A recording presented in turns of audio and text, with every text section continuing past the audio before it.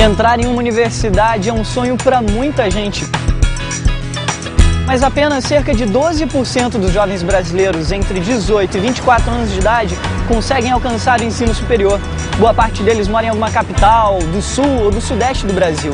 Com um país tão grande como o nosso, qual será a saída para desfazer a grande concentração de cursos em determinadas regiões e garantir o acesso à universidade?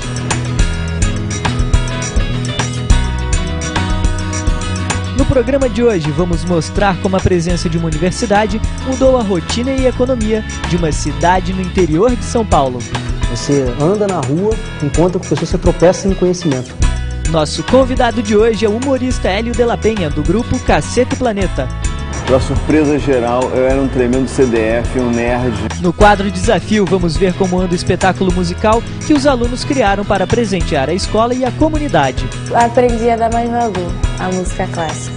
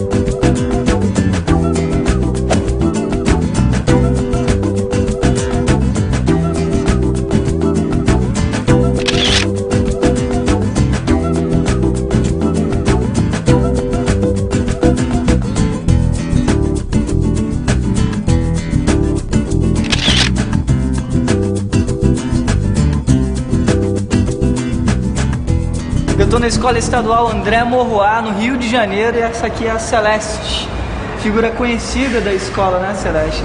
Moro aqui há 40 anos. Queria conhecer um pouco melhor a escola, será que você se importa de me mostrar? Não, vamos dar uma andadinha, então? Vamos. Queria saber melhor aí do seu envolvimento com essa escola. 40 anos atrás, quando você pisou aqui, você já imaginou que você ia ficar? Não, eu vim por intermédio dele, do meu marido, Nelson. Ele que era funcionário do André Morroá. Eu comecei como servente. Aí na outra direção que foi na secretaria. Como a diretora gostava muito de mim, eu fiquei de sorte. Eu servi de orientação pedagógica.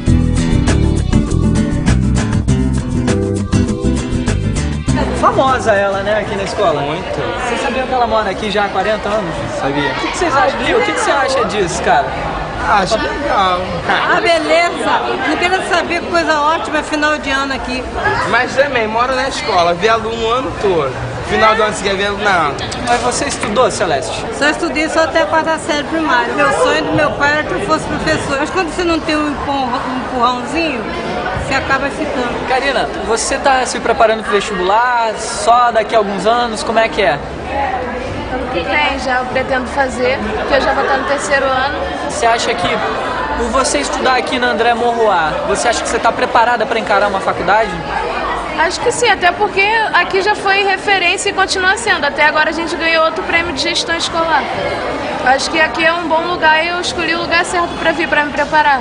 Você acha que de alguma maneira, por você estudar numa escola pública, isso te prejudica na hora que você for enfrentar uma faculdade? Não, um vestibular não. da vida? Aí vai de cada um, modo de estudar, de aprender. Vai da escola, vai do aluno também. E você é uma boa aluna? Mais ou menos. Não sou boa em matemática, confesso. O legal do André Morroá é porque desde a época da Henriette Amada, 40 anos atrás, sempre teve teatro, sempre teve dança, entendeu? Quando eu comecei a pesquisar as escolas que eu queria frequentar, pela história toda, entendeu? Da diretora ter sido presa, expulsa da escola pela ditadura, né? Falei, não, tem que ir pra aquela escola porque ali tem uma mágica, entendeu? Georgina, a gente está falando muito hoje sobre ensino superior, o pessoal que vai ingressar na universidade, na faculdade. Os alunos do André Monroy estão preparados para entrar numa faculdade? Bom, a gente prepara, né, à medida do possível, mas você sabe que hoje em dia a qualidade de ensino não está fácil em lugar nenhum. Hoje em dia, quando o aluno entra aqui, ele tem que lutar para conseguir passar esses 3 anos e cumprir as tarefas aqui. Muitos alunos nossos conseguem ir para a UFRJ, conseguem bolsa na Unirio, conseguem bolsa na PUC. Nós temos vários alunos fazendo curso por aí, que se dão bem na vida. Em São Carlos, interior de São Paulo, a chegada de uma universidade federal trouxe, além do conhecimento, é claro, novas oportunidades de negócios, projetos sociais e serviços para a comunidade.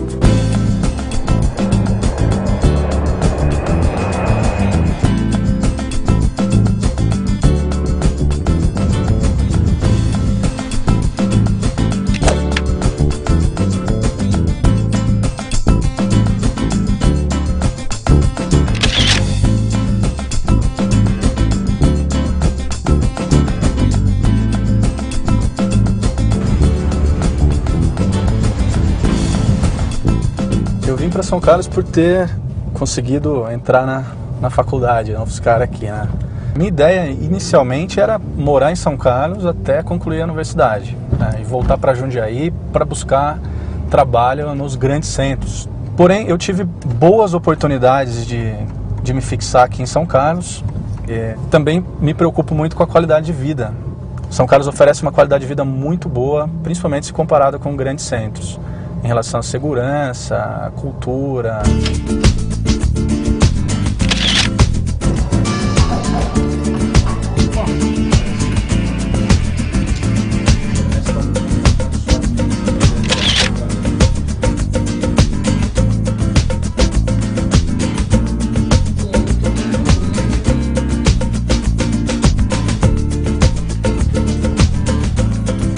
Quase 10% da população da cidade é constituída de alunos que vêm estudar nas universidades aqui. Esse polo de alunos que circulam pela cidade dão para a cidade um aspecto extremamente interessante, que é o dinamismo, né? E que movimenta de forma, né, extremamente importante o município. Você anda na rua, encontra com pessoas, você tropeça em conhecimento. Tem muita gente de fora que vem para cá, muitas pessoas de empresas que vêm para cá em busca desse conhecimento.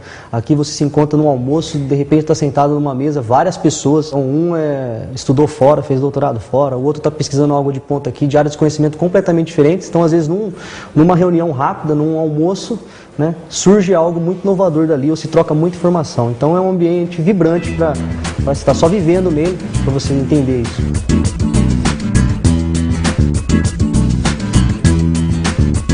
Por isso a cidade acaba tendo como principal meio econômico a geração de negócios na área de tecnologia. Então nós temos empresas na área de ótica, na área de nanotecnologia. São Carlos tem uma das maiores indústrias de lápis do mundo, que também tem convênios com a universidade, até na área de nanotecnologia para melhoria do grafite, do carbono do grafite. Da década de 80 para cá particularmente, ou 90, as características fundamentais das empresas que se instalaram aqui são empresas voltadas para a alta tecnologia. Empresas que se utilizam dos conhecimentos gerados pelas universidades, pelo Instituto de Pesquisa, não só a universidade como também as Embrapas, a ponto de hoje, né, São Carlos ser um polo de alta tecnologia reconhecido no mundo inteiro. O CNPq percebeu a importância de criar um canal de transferir conhecimento que estava sendo gerado dentro da universidade para o setor produtivo. E essa transferência, na verdade, ela é feita por pessoas. Então, assistir essas pessoas a saírem e constituírem empresas. Então, foi criada a primeira incubadora da América Latina, que é o ParkTech. Mas para concretizar essa inovação tecnológica, né, você transformar a pesquisa básica, conhecimento tecnológico, num produto, ele tem que ser efetivamente comercializado no mercado. Então, o papel nosso é ajudar essas empresas a desenvolverem seus produtos, seja na parte de engenharia, né, na parte de performance técnica do produto, quanto na parte de design industrial, que vai fazer com que aquele produto ele seja adequado por uso pelos seres humanos, né. A gente tem aqui um instituto de design, né, que é um grupo de design e engenharia avançada. Ele tem por objetivo contribuir para que as empresas que estão desenvolvendo produtos cheguem com mais sucesso no mercado. Então foi um certo momento, ainda continua sendo, um centro de ebulição de pensamento, como é que educação, ciência e tecnologia e agora inovação e empreendedorismo pode transformar uma cidade.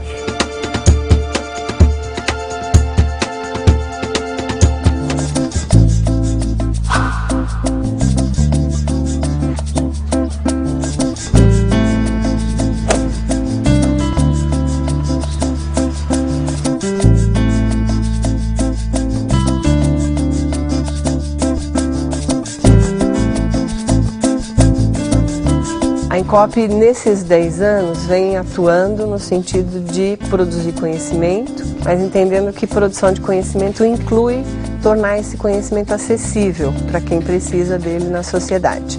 Então, nosso papel tem sido apoiar segmentos da população para a criação de empreendimentos coletivos, econômicos, como uma forma de geração de renda, ao mesmo tempo em que a gente estuda esses processos e que a gente trabalha com a capacitação das pessoas.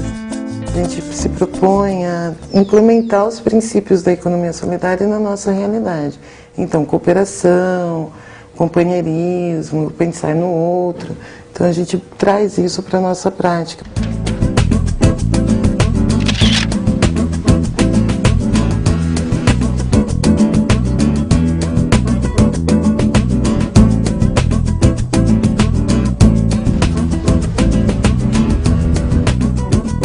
Chegou na cooperativa Cooperlimp, a Eliane, a diretora da cooperativa, que vai apresentá-la para a gente. Então, gente, aqui é a sede da Cooperlimp, tem a Rosana, que é a secretária, a Ana Cláudia, financeira, e o Marquinho, que nos ajuda aqui na cooperativa. Aqui é a nossa biblioteca, nosso banner de 10 anos de Cooperlimp. Aqui é o nosso depósito. No começo, eu vim fazer a ficha, então, eu não sabia o que era cooperativa, eu vim porque estava precisando. Com o passar do tempo, que eu fui assistindo as reuniões, fui entendendo melhor o que era a cooperativa, aí eu já até arrumei outro serviço e já não quis sair, porque hoje eu já entendo o que é a cooperativa.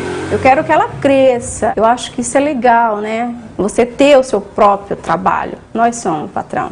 Aqui a gente é um pouquinho de tudo, né? A gente tem telefone, a gente leva produto nos postos de trabalho. Aqui é um novo empreendimento que está se formando, das hortas comunitárias, que vem a gerar renda para as pessoas.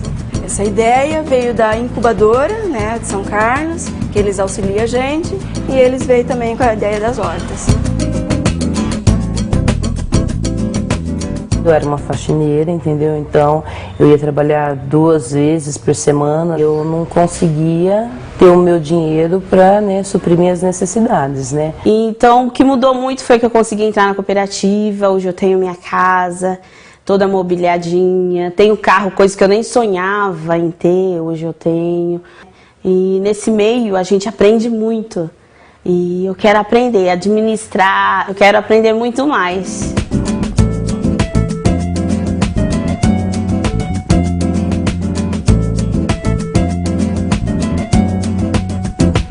Para quem está na faculdade, quem está ingressando no mercado de trabalho, é extremamente importante, né?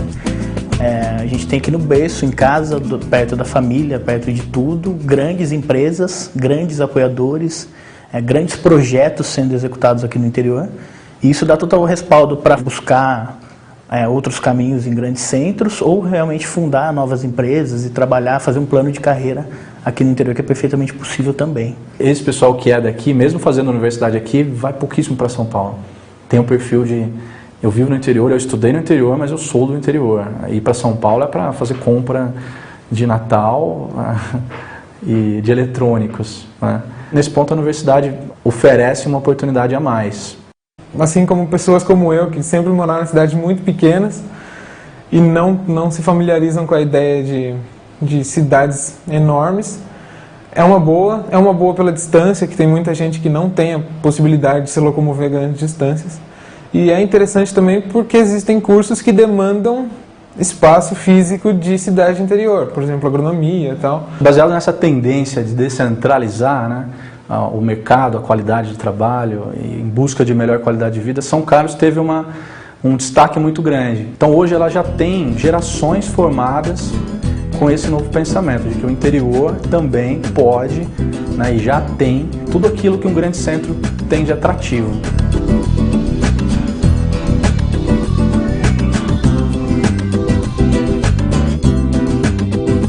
A interiorização dessas iniciativas, ela é fundamental com certa forma de distribuição de poder.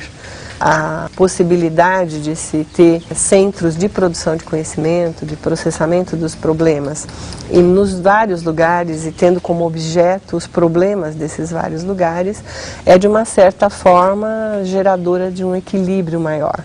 Hoje, ao contrário do passado, o conhecimento gera riqueza. Nós não podemos pensar que conhecimento é pelo conhecimento. Isso é o caminho do desastre. Nós temos que montar um sistema, né, de educação em que o Brasil produza os conhecimentos que ele necessita para desenvolver sua economia. E produza esses conhecimentos com brasileiros que estão aqui. Senão a gente vai ficar, como no passado, comprando tecnologia de fora.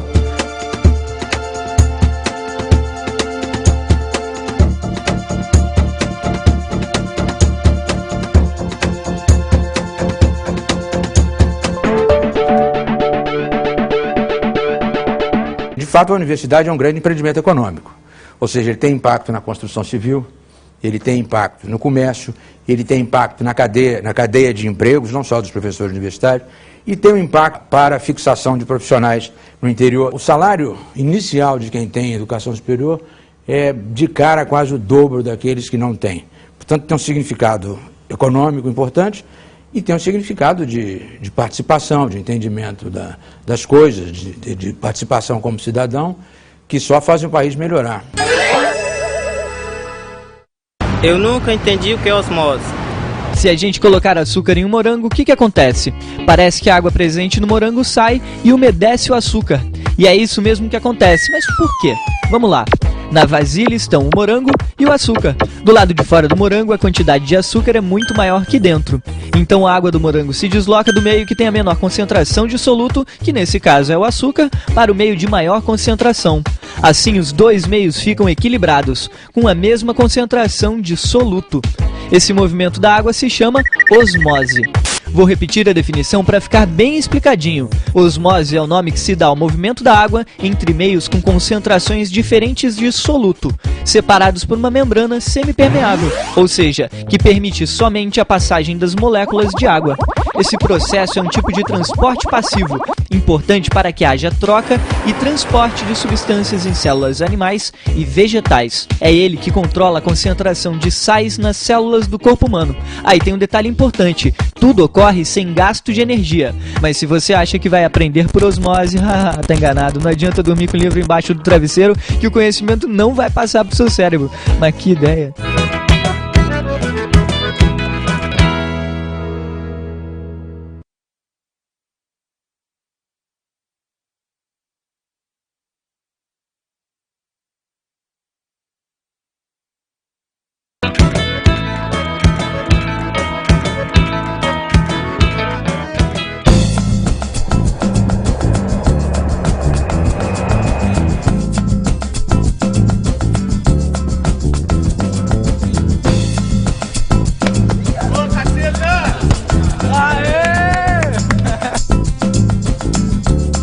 Na certidão de nascimento está escrito Antônio do Couto Filho, mas ele ficou conhecido mesmo por outro nome, Hélio de la Penha, de Vila da Penha, subúrbio do Rio de Janeiro. Para surpresa geral, eu era um tremendo CDF, um nerd. Comecei estudando numa escola pública, Escola Municipal Desembargador Montenegro, lá na Vila da Penha. Lá na engenharia que eu conheci o Beto Silva e o Marcelo Madureira, a gente começou a fazer um jornalzinho que era Caçada Popular, que se tornou mais tarde uma revista, junto com o Bussum, da Cláudio Manuel, e depois resultou no Cacete Planeta e tudo isso que vocês conhecem. Hélio chegou a trabalhar como engenheiro e fazia jornada dupla. De dia, ia para o escritório. À noite, preparava a revista. E a gente vendia de mão em mão, né? Vendia no Baixo Gávea, Baixo Leblon, na praia, no Posto 9, não sei o quê. Em 88, começou a escrever para o programa de humor TV Pirata, em que trabalhavam os atuais integrantes do programa Cacete Planeta. E nunca mais parou de fazer humor. Além do programa de Caceta, Hélio já fez filmes, escreveu livros, compôs músicas. Seu compromisso de trabalho é a gargalhada. Galera da Escola Estadual André Morroá, ele já fez Barack Obama, já imitou o Pelé, mas a minha predileta mesmo é a Glória Maria. Senhoras e senhores, uma salva de palmas para Hélio de la Penha. Bem-vindo, brother. Legal, obrigado pessoal, valeu. Hélio, em primeiro lugar, Hélio de la Penha, fazer humor é uma forma de educar? Eu acho que de alguma maneira as pessoas aprendem alguma coisa no programa, mas eu acho que mais importante eu acho que para você acompanhar o humor, você tem que ser educado, sabe? Eu acho que mais do que você se informar com o humor, eu diria que se você for uma pessoa informada, você vai aproveitar melhor, vai sacar melhor as piadas que estão passando ali. Já várias pessoas me falaram assim, pô, sabe que eu assisto o Jornal Nacional só para entender as piadas do Caceta? Eu acho que é mais por aí. Alguém tem pergunta pro Hélio? Eu queria saber como é que é o primeiro passo que você teve para chegar ao Caceta e Planeta. O primeiro passo que eu dei para chegar ao Caceta e Planeta, eu acho que foi justamente nas escolas, tá? Estudando, me informando, lendo, tá? E me interessava já pelo humor e programas de humor também na televisão, enfim, comecei me interessando por esse assunto, tá? Quando eu cheguei na faculdade, na engenharia, conheci o Beto Silva e o Marcelo Madureira e resolvemos fazer um jornalzinho para zoar justamente com o pessoal do movimento estudantil, que era muito sisudo, muito sério, se levavam muito a sério e a gente não gostava daquilo. E também na engenharia tinha um problema muito sério, que era uma escola que só tinha homem, né? Entendeu? Tanto que os banheiros tinham assim, banheiro masculino e banheiro da Muara. Aí a gente zoava esse negócio da falta do nosso problema sério, que era a falta de mulher na engenharia, não sei o que e tal. Aí a gente começou a fazer um jornalzinho, que depois a gente chamou o Bussunda, o Cláudio Manuel. Daí a coisa foi crescendo, o jornalzinho virou uma revista, depois a gente se juntou com o Planeta Diário, depois teve um grande salto que foi quando a gente foi contratado para ser redator de humor na TV Globo. E a gente fez o programa TV Pirata. Quando o TV Pirata acabou, a gente apresentou um projeto de um programa onde a gente iria para frente das câmeras, entendeu? E daí veio o programa Caceta e Planeta. Muito antes do Caceta e Planeta, outros humoristas brasileiros abriram caminho para a gargalhada. Aparício Torelli, o Barão de Tararé, é um pioneiro do humor político brasileiro. Começou com uma coluna no jornal Amanhã, em que fazia sonetos de humor que tinham como tema um político da época. Em 1926, ele criou o semanário Amanhã, que parodiava o jornalismo sério. Muito popular, o Barão de Tararé chegou a ser eleito vereador. Seu lema de campanha era mais água e mais leite, mas menos água no leite. Logo depois, o Partido Comunista foi considerado ilegal. Com mandato cassado, o Barão declarou que ia deixar a vida pública para entrar na privada. Por que você escolheu engenharia e a culpa é sempre dos políticos? A culpa de eu escolher engenharia não foi dos políticos. Tá? Escolhi engenharia pelo seguinte, ao contrário do que as pessoas imaginam, eu era o maior CDF, era o maior nerd, entendeu? E era bom de matemática, me dava bem em matemática, minha família pressionou e eu achei natural o caminho de ir para a engenharia, tá? Quando eu cheguei na engenharia, que eu vi que não tinha muito a ver comigo, eu fiquei meio, sabe, aquilo me incomodava, então, causava um desconforto, porque eu... Enfim, vi que as pessoas em volta de mim, muitos deles assim, o pai era engenheiro, ou o tio era engenheiro, tal, e eu não tinha nenhum parente engenheiro na família, não sabia, na verdade, como era um engenheiro, o que comia, entendeu? Como é que vivia, como era o dia a dia do engenheiro. Tentei sair da engenharia, meu pai ficou uma fera comigo, porque falou que eu queria ser, ia ser um desempregado, não sei o que e tal. Aí eu baixei a cabeça, aceitei, fiquei na engenharia, me formei e, por sorte, com o meu emprego de engenheiro, eu podia financiar o meu hobby, que era fazer um jornalzinho. Então, com isso, eu consegui manter a atividade do que eu curtia em paralelo, entendeu? E quando aquilo começou a me remunerar, eu pude abandonar a minha primeira opção profissional. Mas você acha que esse tempo da faculdade foi um tempo perdido para você? Não, justamente não. Primeiro é o seguinte, porque eu acho que o ambiente universitário é um ambiente muito bacana, muito rico, foi onde eu tive contato com outras pessoas que eu não tinha ideia de que existiam. Entrava em contato com o pessoal da arquitetura, belas artes, medicina, comunicação, e você acaba tendo algum contato com esses profissionais, né? Então eu achei que essa troca foi muito importante para mim, para minha formação, foi fundamental. Criado em 1969, época em que o Brasil assistia aos piores momentos da repressão e autoritarismo do regime militar, o jornal O Pasquim nasceu como uma despretensiosa farra de Ipanema e acabou provocando uma verdadeira revolução na imprensa do país. O jornal tinha uma escalação de peso que incluía intelectuais, cartunistas e escritores como Jaguar, Ziraldo, Milor, Paulo Francis, Ivan Lessa e Sérgio Augusto. Suas páginas traziam sempre uma entrevista como carro-chefe, bastante ilustração, textos curtos e frases impactantes. Marcou época a polêmica entrevista que a equipe fez com a atriz Leila Diniz. A combinação bombástica de deboche, ironia, anarquia e linguagem cotidiana fez sucesso e passou a vender muito, o que provocou, é claro, a censura. Parte da redação do Pasquim chegou a ser presa e, como o jornal não podia parar, uma turma de colaboradores indignados com o que havia acontecido passou a enviar textos para o jornal. E não eram quaisquer colaboradores, eram os maiores artistas da época, como Glauber Rocha e Chico Buarque. Depois da abertura democrática, o Pasquim ainda existiu por cerca de 10 anos e entrou para a história como uma das principais publicações da imprensa alternativa no país.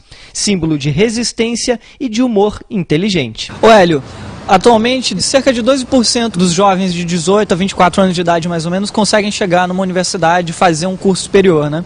Você vê alguma solução para aumentar esse índice? Eu acho que se você tivesse um colégio de bom nível dentro dos bairros pobres, entendeu? Com bons professores e tudo mais, certamente você aumentaria esse índice aí, que você acabou de falar. Mas eu acho assim, que se você tem toda uma população com um nível de escolaridade, um nível de educação melhor, você melhora todos os serviços, entendeu? Você vai ter até um taxista mais educado, você vai ter um motorista que não atropela a velhinha, entendeu? Isso tudo faz parte da educação. Bom, agora eu quero que o professor faça uma pergunta. Professor Márcio, professor de teatro aqui da André Monroy. O que você acha da cota para negros na universidade? Olha, eu acho esse um assunto polêmico. A princípio, é uma medida que beneficia muita gente, mas eu particularmente sou contra. Eu sou contra porque eu acho que essa é uma medida muito paliativa. Acho ela muito imediata, muito eleitoreira. Por quê? Porque você vai colocar no momento que você institui a cota, no momento imediatamente após, você consegue colocar um negro na universidade. Mas você não deu formação para esse negro, entendeu? Eu acho que seria mais interessante você ter boas escolas nas comunidades carentes, entendeu? Você ter bons professores, sabe? Formando de fato aquelas pessoas para que elas realmente pudessem entrar na universidade com base, em condições, e não porque teve uma categoria meio café com leite. Não, sabe, eu quero que os negros entrem na universidade, mas na vaga dos brancos, entendeu? E não uma vaguinha, sabe, sei que e tal. Porque eu acho que isso, inclusive, pode, num futuro, criar um outro tipo de preconceito. Falar, também ele está aqui, mas também com cota até eu. Sabe? E essa cota é muito equivocada, porque, por exemplo, o meu filho, ele pode entrar pela cota de negros, e eu não acho isso justo, entendeu? O garoto estuda numa escola particular e tudo mais, mas ele bota lá que é negro e vai ter direito a uma coisa que um branco sem grana não vai ter direito. Não acho certo isso, entendeu? Eu queria saber se, ao decorrer da sua vida, se você já sofreu algum tipo de preconceito, discriminação. Qual foi, como você se sentiu? E o que você usou de armas para combater isso? Olha, já sofri preconceito várias vezes, entendeu? Mesmo hoje não estou isento de sofrer algum tipo de discriminação. Obviamente, sendo uma figura pública, as coisas mudam. Eu deixei de ser preto, agora eu sou um artista da Globo, entendeu? Agora, situações tipo portaria que o cara me manda para ir para elevador de serviço, sabe, esse tipo de humilhação assim, passei várias vezes, muitas vezes não tinha nem o que fazer, você tinha que se submeter àquela situação desconfortável, e outras vezes que eu fiz foi mais na frente, dar um troco na base das piadas, entendeu? Você tem uma ideia, uma vez a gente estava fazendo um show em Ipanema, e quando acabou o show, eu estava indo na direção do meu carro ali na Praça Nossa Senhora da Paz, e encontrei com a mãe do Beto Silva, tá? Que tinha ido lá ver o show. Aí a gente conversou, falei, pô, você quer? Ela falou, pô, teu show tava ótimo, que maravilha, não sei o quê. Falei, pá, pô, beleza aqui e tal. Tá, tchau. Quando eu saí de perto dela, veio um guarda e falou assim, agora devolve o que você tirou dela. Falei assim, pô, mas eu conheço ela. Conhece ela de onde, rapaz? Que história é essa? Como é que você conhece ela, porra? Parece que essa conversa... Aí ela teve que vir intervir para provar que eu não estava achacando ela, entendeu? Mãe de um amigo meu. Então, situações que são comuns a nós, né?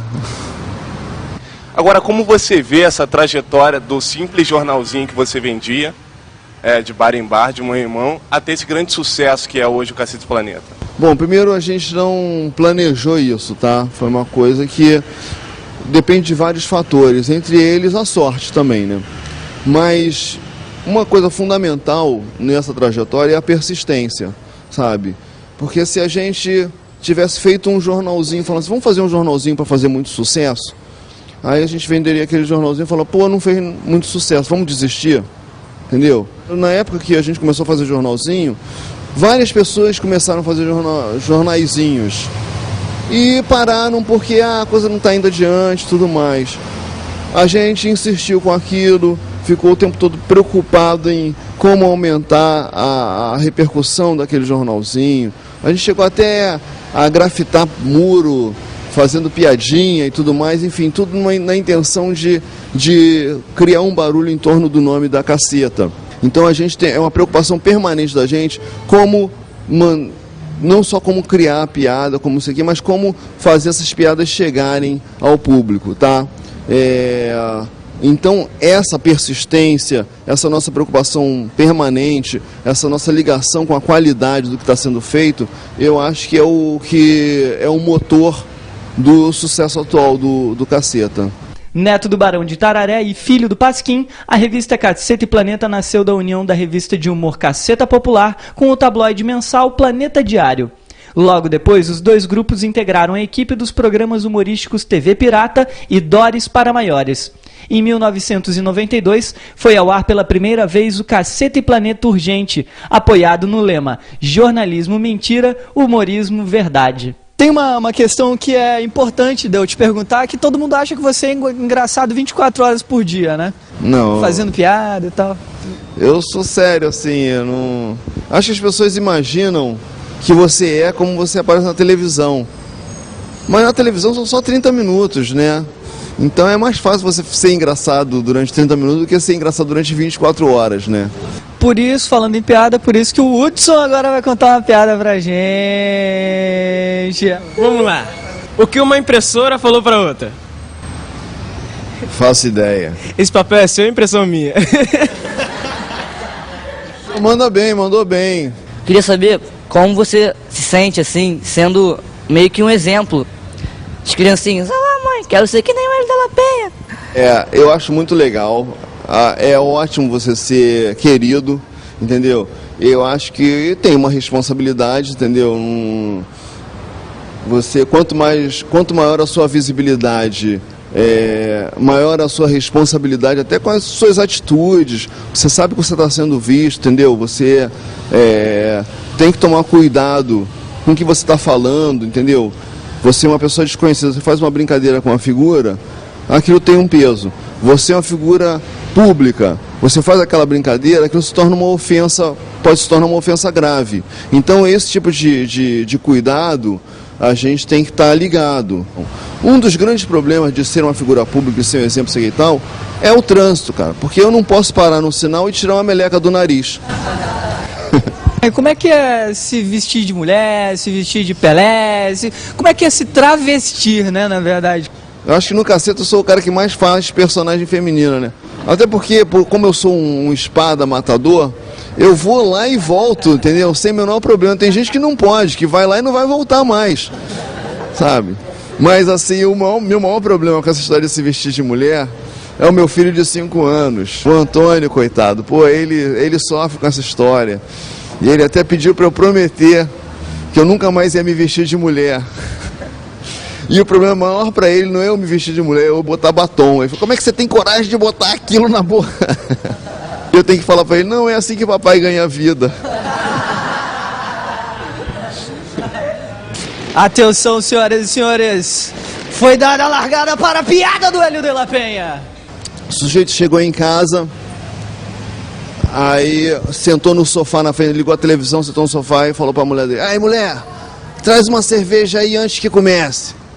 Aí a mulher foi lá, pegou a cerveja, deu pro cara, o cara começou a tomar, acabou aquela cerveja. Traz mais outra cerveja antes que comece. Aí, pô, tomou mais uma cerveja aqui. Mais uma antes que comece, pô. Aí lá, 2 horas depois, mais uma antes de começar. A mulher não aguentou, falou, mas não é possível, o que você está pensando que eu sou? Pensando que eu sou empregado o tempo todo pegando. Pronto, começou. Uma salva de palmas. Senhoras e senhores, Hélio de la Penha, obrigado pela tua presença aqui no André Morroá, André. Ô, Hélio. André. Valeu, rapaziada.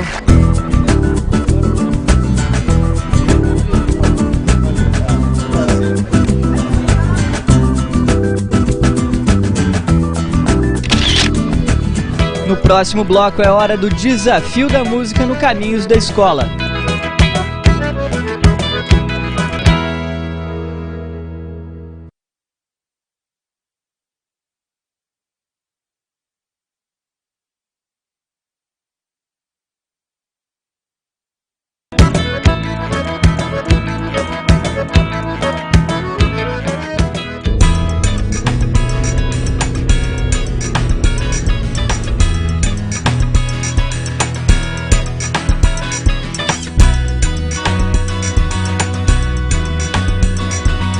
Na semana passada, os alunos do Colégio Estadual Vicente Januzzi receberam o seguinte desafio: criar um sarau de música clássica para ser apresentado aqui na escola, onde os músicos convidados deverão interpretar uma obra do compositor Carlos Gomes. Da onde sai som é música? Com certeza.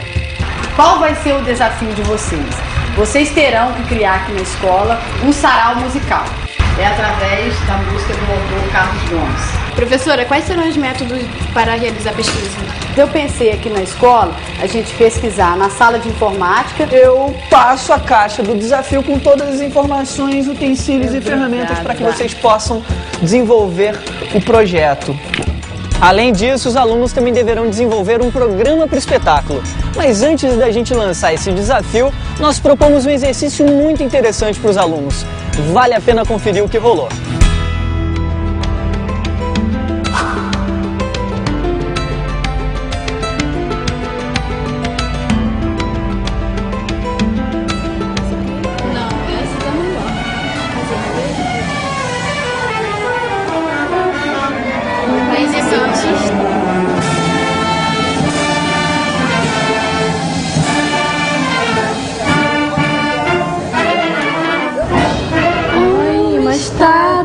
Que legal!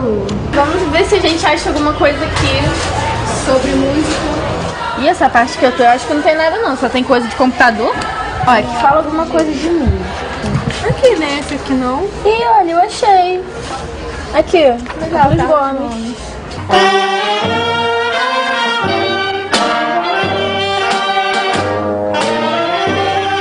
A vida deste gênio foi toda um rosário de mágoas e desabores.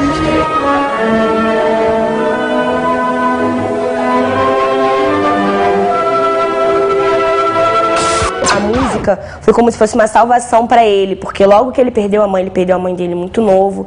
Ele trabalhava para ajudar o pai dele, ele e os irmãos. E a música veio como tipo assim, caraca, tu tá no fundo do poço, eu vou te ajudar.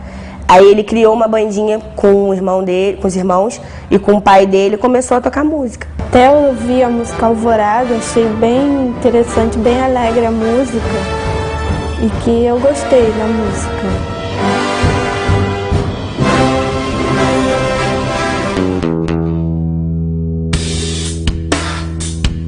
A minha função é uma função que pode parecer estranha para vocês. O que é ser um professor de história da ópera, né? A ópera é um produto, um espetáculo que já tem hoje 412 anos de existência. É considerado o teatro mais completo que existe no mundo, porque a ópera ela reúne o ator em cena, que além de atuar, ele tem que cantar, tem que ter a música, tem que ter a indumentária que ele veste, tem que ter uma cenografia, tem que ter os músicos, aqueles que montam o cenário, tem que ter um teatro, né? Tem que ter um regente à frente da orquestra, tem que ter um diretor de cena que dirija os cantores, atores no palco, e ainda tem que ter uma coisa que é fundamental, tem que ter o público. Robson, por que o Carlos Gomes compôs a música Alvorada? Isso se relaciona com a ópera O Escravo? Sim, claro. Na verdade, a Alvorada é uma abertura do quarto ato da ópera Lo Schiavo, que é O Escravo, né? E ele faz exatamente essa abertura, porque no momento em que acontece a cena que vai abrindo esse quarto ato da ópera, é o momento do despertar da natureza, né? Ele coloca na música, é claro que isso é simbólico porque está sendo feito por instrumentos dentro de uma orquestra, mas ele coloca o som dos passarinhos, o som da queda d'água ao fundo, o som do vento na folhagem. Então, se você, no momento que estiver ouvindo a Alvorada, fechar os olhos e imaginar a cena, você consegue visualizar a abertura.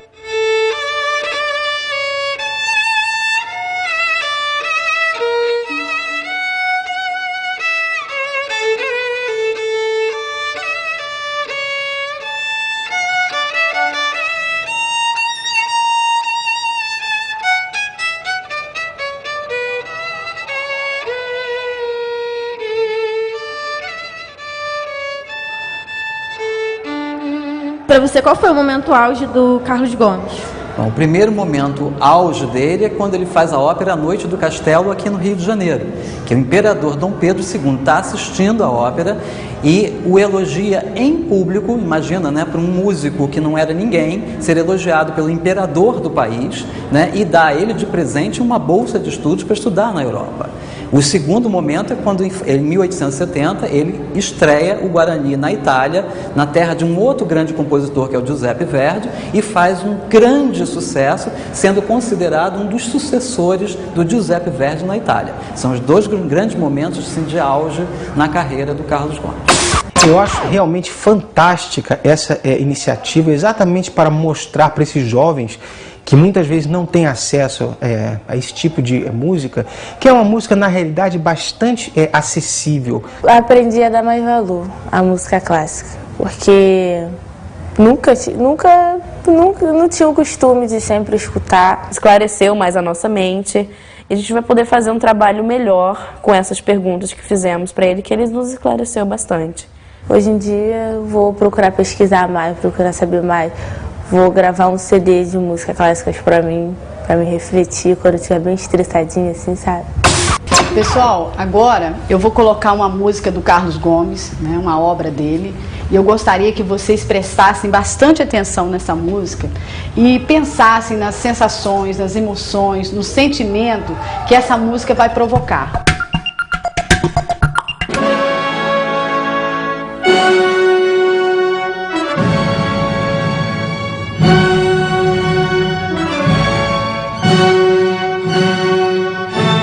No início da música eu lembrei um pouco do Horário do Brasil, né?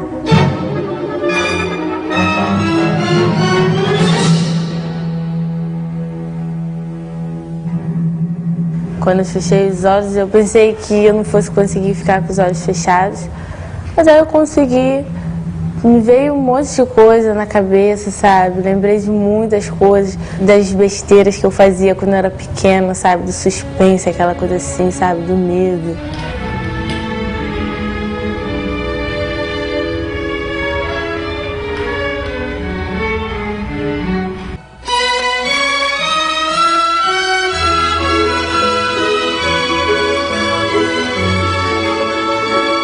Toda vez que eu ouço alguma coisa assim de banda, de orquestra, começo a brincar assim, mexendo o braço, como se fosse imitando.